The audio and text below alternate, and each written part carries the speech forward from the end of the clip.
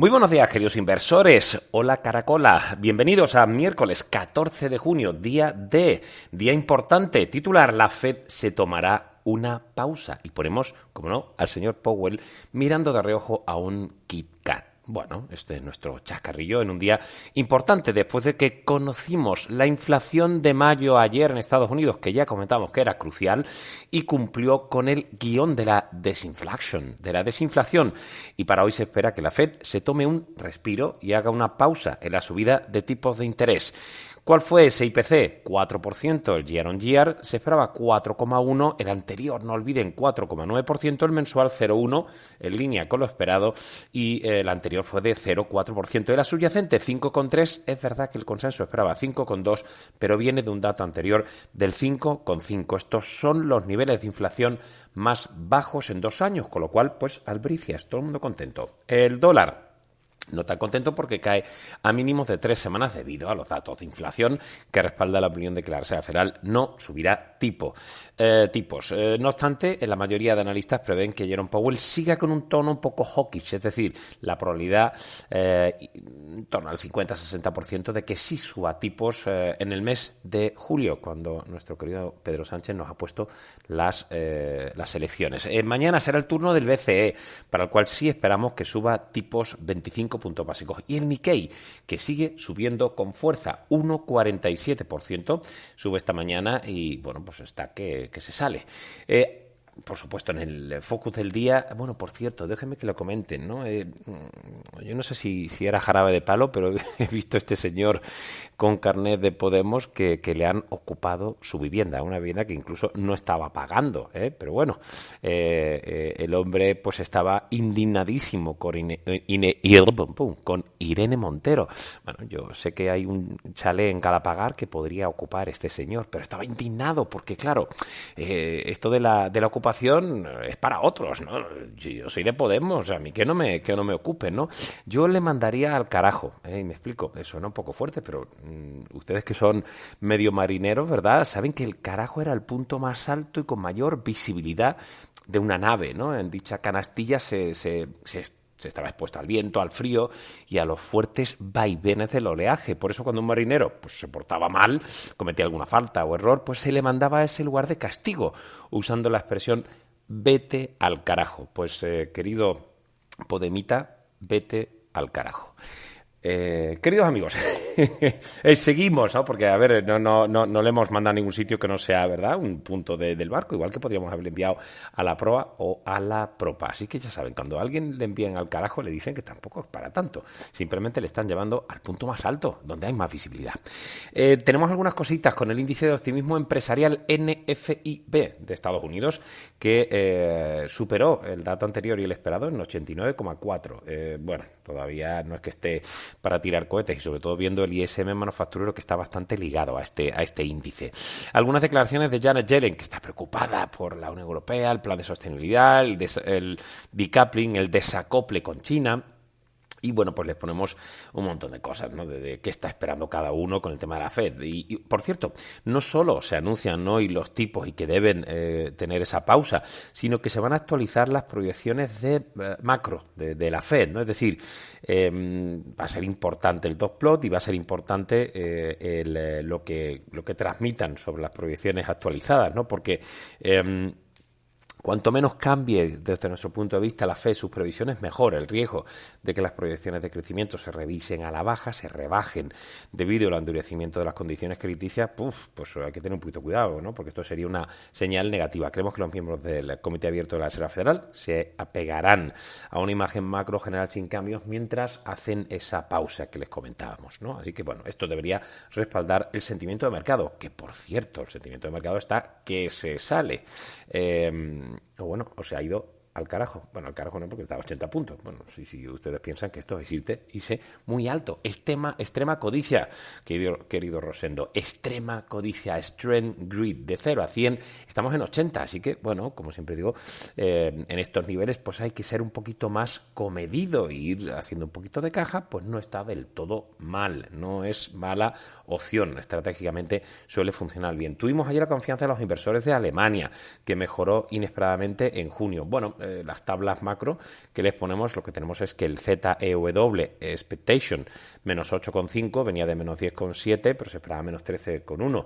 Pero eso sí, el current situation, la situación actual, menos 56,5 venía de menos 34,8 y se esperaba menos 40,2. Así que, bueno, el que no llora es porque no quiere, o el que no ríe es porque no se consuela. Así que, bueno, hemos visto también datos en Reino Unido relativamente continuistas, de estimaciones de PIB, incluso la tasa de desempleo, que fue un poquito mejor ayer de lo previsto. Declaraciones del Banco de Inglaterra, también encuestas sobre las previsiones de los tipos del Banco de China, del Banco Popular de China. Ya saben que recortaron los tipos 10 puntos básicos a 7 días. Es importante porque es el primer recorte desde el verano pasado. Y bueno, algunas cositas del primer ministro de Japón. ¿A que no saben quién es? Si es que no están a lo que están.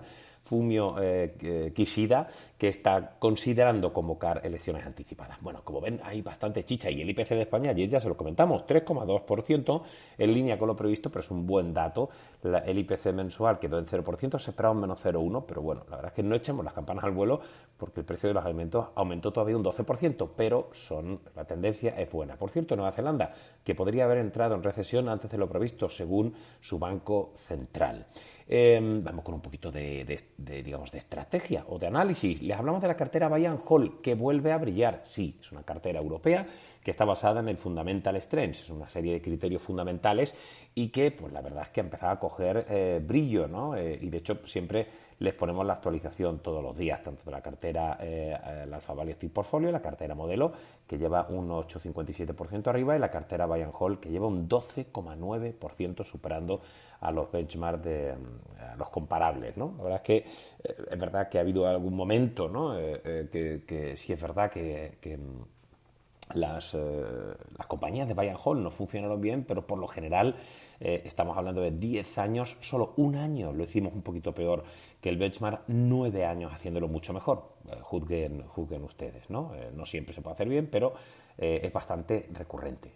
Obviamente son compañías que tienen high múltiplos, ¿no? Son múltiplos altos, pero esas métricas de sostenibilidad, esas métricas de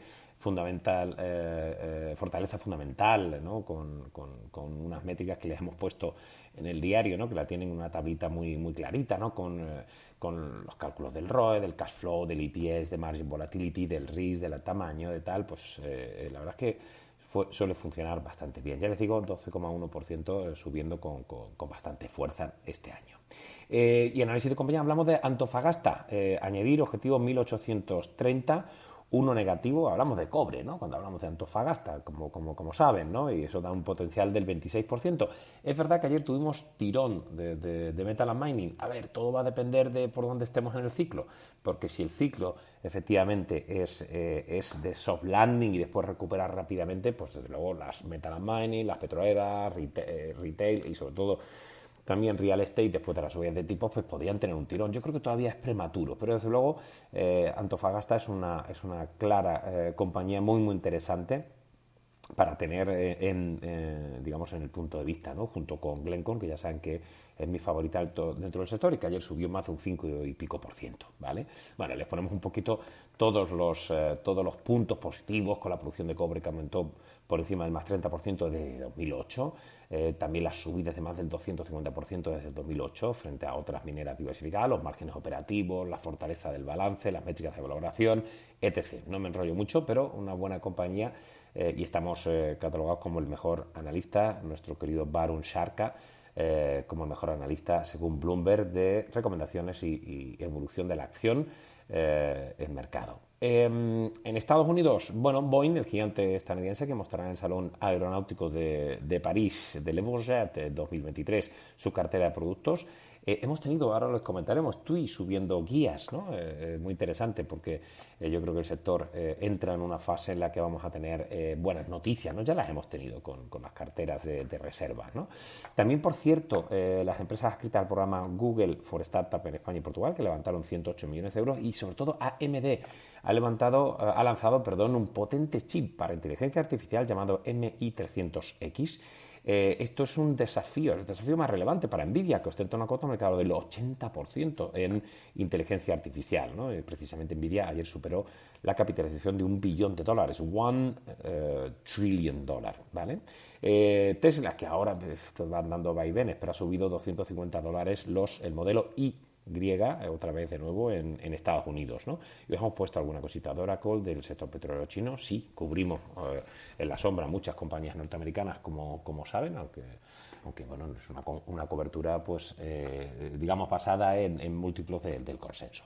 En Europa hemos visto Colruyt, el food retailer belga, que sube un 10%. Ayer, tras el cierre, publicó las cifras del ejercicio fiscal que superaron nuestras expectativas y las del consenso, subiendo las ventas un 7,7%, el margen bruto 27,1%, el EBIT cayendo un 26%, dividendo un poquito mejor de lo previsto. Nombraron a Stefan Goerhardt como nuevo CEO a partir del 1 de julio.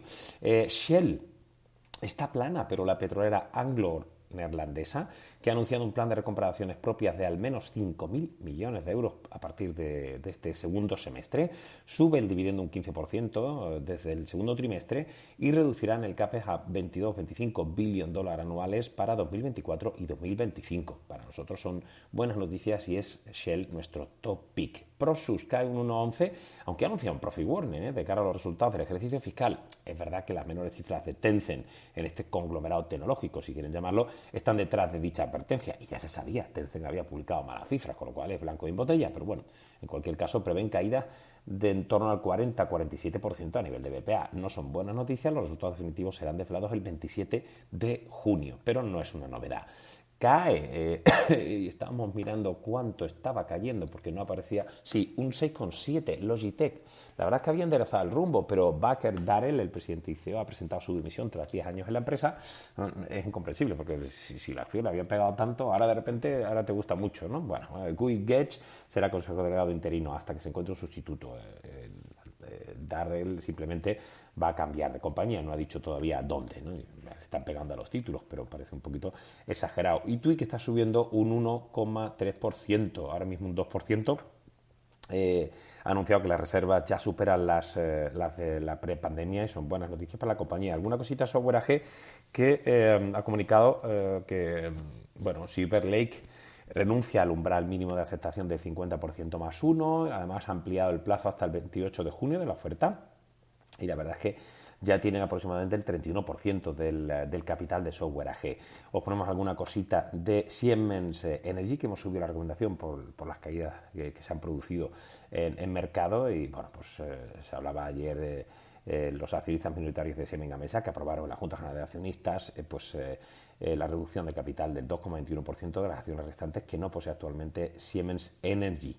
También nos hemos puesto alguna visita de Lagardère, de Glencore, ¿no? Que ayer se confirmó que el brazo comercial agrícola de Glencore, es decir, Viterra, se fusionará con Bunge en Estados Unidos. Alguna cosita también de SES, que anunció el CEO la salida el lunes y bueno, pues algunos piensan que esto es que las conversaciones actuales con Intelsat pues parece que van por buen camino. Buenas noticias para Ipsen con un producto, lo tenéis todo explicado en divacons.com, también cosas de Thyssen, de Pernod Ricard, de Boliden, de Barry Callebaut, que extendió su contrato de suministro externo con Unilever, la chocolatera suiza, que, bueno, pues no es que amplíe ni mejore, pero simplemente lo extiende más en el tiempo, ¿no? Pero nosotros no somos tan optimistas de cara a Barry Callebaut, y de hecho tiene un momentum bastante negativo. Ponemos muchas más cosas de Tour, de George Fisher, de Centrica, de Accenture, del sector de telecoms, metal and mining, etc. Tenéis un montón de cosas, como de costumbre. En España, menos chicha, ¿no? ACS, TIES, la filial australiana de ACS que se adjudicó la extensión de un contrato en Australia, CaixaBank,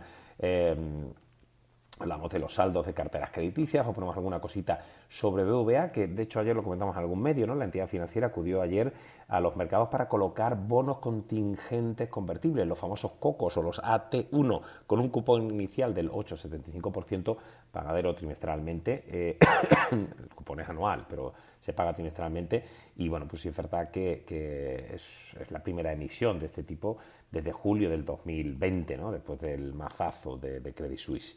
Alguna cosita del sector gasístico, de mercado, de Almiral, del sector inmobiliario, lo tenéis todo en divacons.com. Ya sabéis, hoy decisión de tipos. Se espera que la Fed se tome una pausa. Esa decisión la tendremos esta tarde a las 8 de la tarde. Queridos amigos, gracias por estar ahí. Mañana más y ya saben, no se vayan al carajo.